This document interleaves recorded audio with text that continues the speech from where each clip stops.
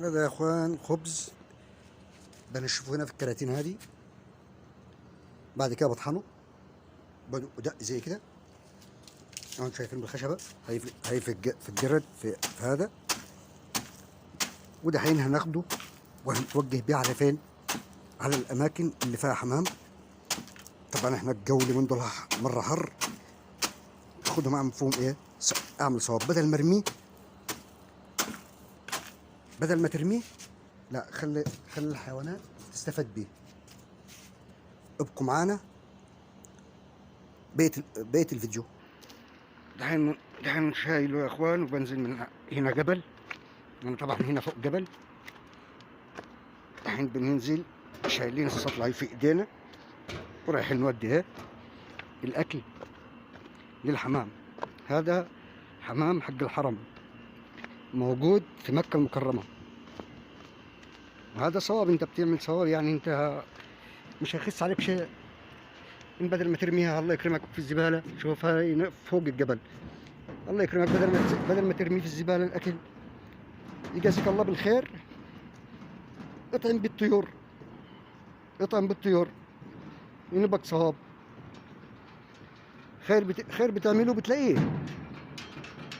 كيف النزول بتاعي كيف يعني. شوف والله، وانا عندي والله يا اخوان مشكله في رجولي مره تعبانه، بس ربنا بيقدرني ان انا اعمل صواب ما بتاخر فيه.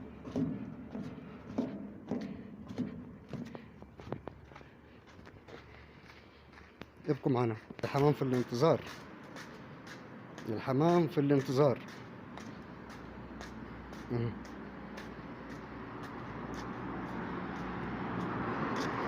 تعال تعال هات.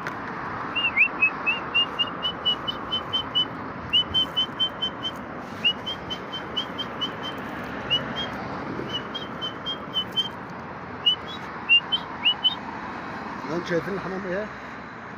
هي على الاكل.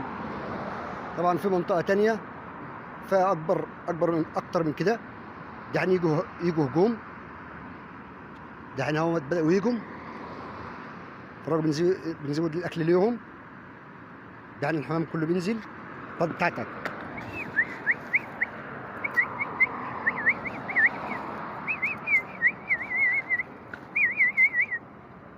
احنا على وديكم على مجموعه اكبر من هذه. والله بنقطع طريق وبروح من مكان لمكان.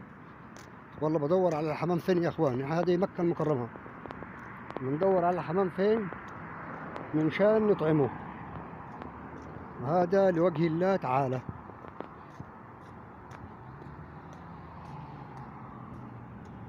بندور فين نحصل الاماكن اللي بتوجد فيها الطير بزيادة. دحين نسويه.